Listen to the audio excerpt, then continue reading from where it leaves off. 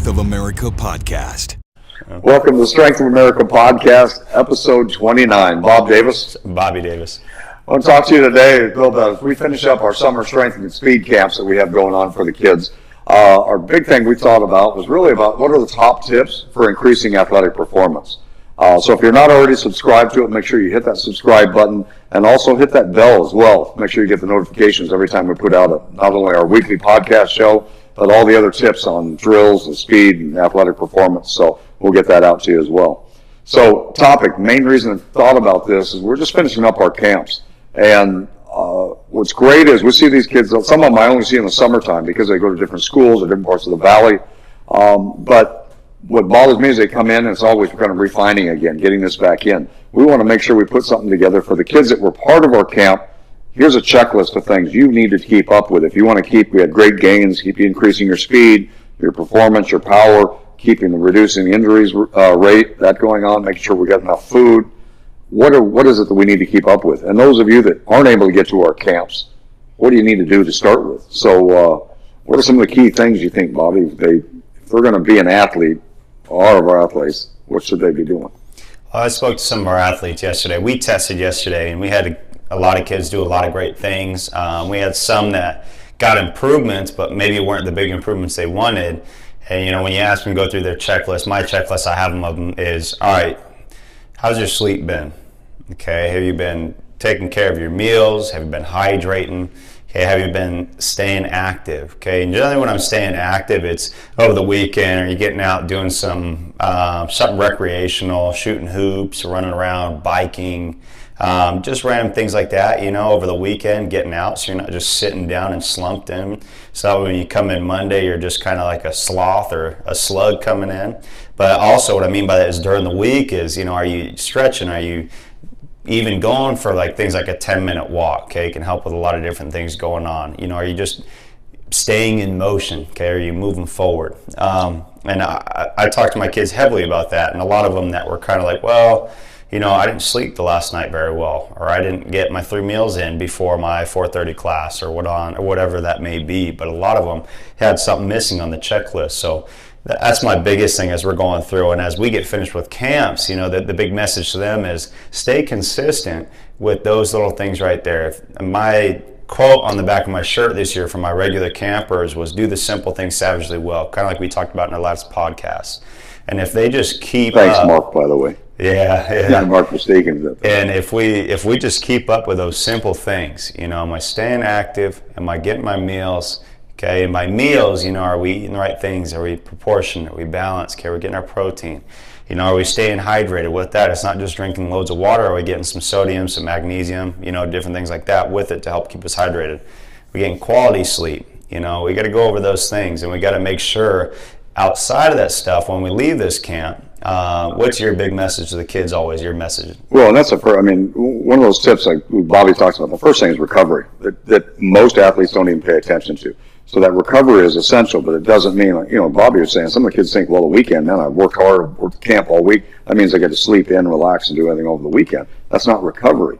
Constant fuel, keeping those meals in. Like we do during the weekdays, you have to still do it on the weekends, making sure that you're getting quality sleep on a nightly basis. So it's not just catch up on the weekend. That's consistent. So the recovery is a key that I think most athletes truly neglect. And they do it completely wrong. And like I said, when they want to just totally relax, that's not recovery. Now your body comes in on Monday, you're not ready because you've had 2 days of horrible eating, sleep was way out of whack going on, so you haven't hydrated, and now you expect your body to perform at maximum output on Monday. You've probably just been sitting around bad posture. It's not going to happen. So recovery is one of the big parts. The other part we talk about, if you were talking about increasing performance, is we always remind our kids, our big part, or mine is control the melon, keep in control of that. Our kids, you may not have the best 40-yard time, but it doesn't matter. If you can't get to the hole, make that first cut, have good control and react, it doesn't matter what happens after that. So our kids that we've got some very fast kids and do some great things, but I've got a lot of kids that are just our average kids that want to play sports and want to get out there and want to make the team. So for them, if we can get them that quicker reaction, that quicker first step, they can catch those 40-yard kids because they never get to that point. They stop them before they get there, or they block that hole in there. That's what we want to do. So our first step in teaching them that is always, the first rule is drop your hips. They've got to make sure every time they change direction, they plant that foot. They drop. We tell them it's as if you're making a stop and you're going to plant that shovel into the ground. You don't kind of kick forward. We stick it in and we plant and drive it in, especially in this soil out here in Arizona. You got to really drop to get that into that. So as soon as they drop the hips, it's in close. Their feet aren't spread out here wide. Because those kids that change direction with the feet out wide, rely on those cleats, two things happen.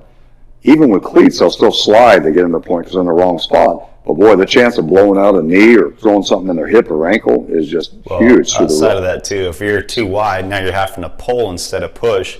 And if you're pulling, generally more people have injuries come about from pulling rather than pushing. You know, they're not moving optimally. So yeah, so they hit that point. We drop, get that traction. As soon as they drop, they've got to create power and push.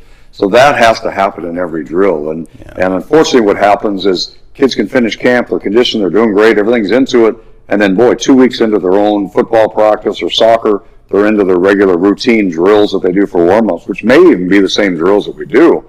However, the group gets into high knees, but we're busy talking to somebody on the side. We're not focused on the mechanics of the hips. We're doing our shuffle change of direction drills, but we're not exploding and moving. We're just going through the motion.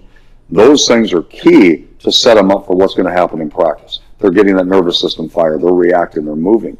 So recovery, that first one. The next one really is making sure we're dropping hips and exploding every time you change it. And I don't care if they're a softball player or basketball, it doesn't matter. Every time you change direction, it needs to be an explosive, hard movement and deliberate. Otherwise, just going through and you're like every other athlete out there. And that's not what our athletes are about. Their big part is changing. Yeah. I think that's where you talk about good versus bad habits again. You know, when you come back to, you know, are you getting your sleep, nutrition, hydration? Are you staying active, taking care of recovery things? Good habits versus bad. Good habits in the week, bad habits on the weekend. Come into Monday, Monday's not so good. So you got to keep in mind, if warm-ups are like that every day, you know, you're losing out on a great opportunity to kind of get your athletes engaged in what you're about to do today, to drive them up, to try to get a great workout, but also is to try to get them moving well. If you want them having a great practice, getting in positions, moving great, then it's got to start in the warm-up. If they're moving bad in the warm-up, don't expect them to look great when you're going through practice. Yep. Maybe towards the tail end, but you know, how much time are you wasting of quality there? So that's why we preach it. You know, again, back to that great quote, do the simple things savagely well. You know, if you're doing the little details right, you don't have to do anything fancy, but just do what you're doing and do it well. It's crazy the difference that it makes. Well, and that's where the intensity, it amazes me to change sometimes with some of the coaching and practices out there is they do warm-ups because they know they should, but they do them half-assed. They're really not putting much effort into it. They're really not working into it. They're not deliberate because they're warm-ups. Well, you might as well just run laps around the baseball field, you know, and there's your warm-up. You've got heart rate up, things like that, but it doesn't do anything. The idea of the warm-up should be specifically preparing you for what you're getting ready to do in your practice. If you're doing a lot of quick reaction movements, you should be doing that in your warm-ups as well to teach their bodies how they need to move, how they're reacting. Are they leaning too much? What's happening? If there's something there's on paper, they're in that routine they're going to do in that practice time, there's a reason for it. Do it well. Put the effort into it. Put that time in. Yeah. Don't waste your time doing it. Otherwise, you might as well just come in late, run around the track, and then, okay, now I'm ready to go. Because you're going to get the same thing out of it, which is not much of anything. Yeah. Yeah, and that's something that I've started to create more and more as I've listened to different coaches. I have different warm-ups for different things. If we're doing a multi-directional or basically speed day, it's looking a little different. If it's like a more of a power development day, it's a little different, you know, or if it's just weight room, it's a little different. So I started to create a regression and progression. That way the kids aren't doing the same thing all the time, but, you know, hey, this is time I could be getting better, so let's progress the warm-up as well. So that way that's an opportunity to get better. Kids don't get bored with what you're doing. Focus is a little bit better too. And also, if you guys want anything like that, I've created some more charts and different things with kind of tiers 1 through 4, you know, how I'm progressing through. So if you guys are ever curious about that stuff, just reach out, send an email, and we can send it over so you can kind of get an idea. But those warm-ups are a great time. It's my biggest time to where I see people let it go to waste, and I think of it as a time to kind of get some relationship time with the kids, you know, go around, talk to them a little bit, see how they're doing, see how their energy is. You know, I can get their energy up during that time, start to get them on task a little bit. And that's what I love about it. Now, for the warm-ups, something that I've come more to think about from Exos and then a lot of other people, Jim Carizzi from Kennesaw State. He's football strength coach over there, and some different people as I've gone through. I've learned from a lot, but I've found some basic things are always and me too. I forgot arise from that. Well, that was my general one, and now there's like, no, I'm just kidding. All our same principles still apply. It's just little different things that I progress and regress now. And but the main thing always comes about to general movement, getting the blood work flowing, and that's where most people go, and then they kind of stretch, and then that's it. But generally what I'm thinking is general movement, okay, get some temperature up, get the body, moving around, some blood flowing. After that, then I generally like to go in a little bit of some dynamic stretching. It can be a short static, it can be in and out, it depends on what I'm doing that day. Football guys, I do a short static because they're so tight. But always, if we're going to do a little bit of a static, we got to follow it up and activate.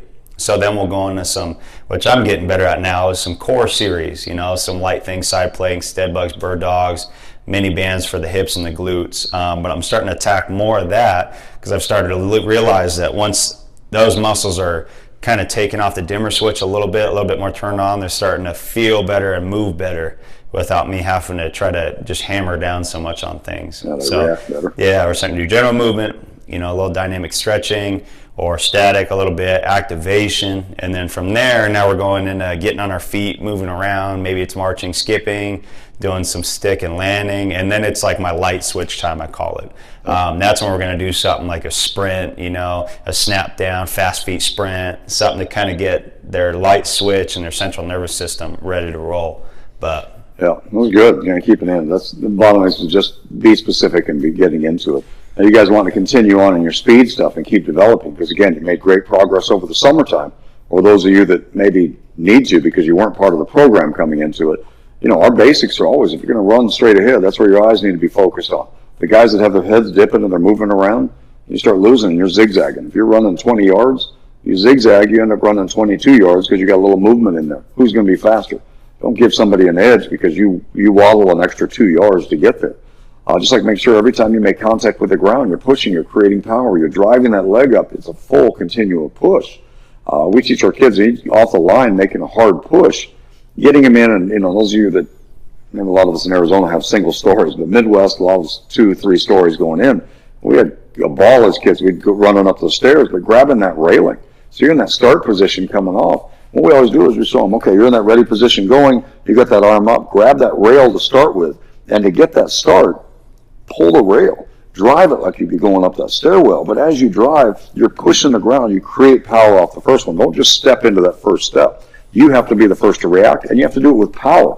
But then once you take off on that first, every rep counts. You've got to keep digging it. We tell the kids, like, you remember, those of you with me, you hear it all summer long, but that tiger that's running up the tree doesn't just palm it and slap it.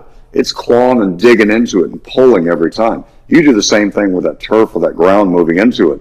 You're generating so much more power and speed will keep you moving. But if you're just running, you never feel that hamstring work. You never get into that point. You're not sprinting. You're just running. You're not going to keep building. And I want my kids, when they get back to me next summer, they weren't where they left off. They're even better than that point. We want them to keep going. You hate to have them move backwards and then catch back up and go back and forth.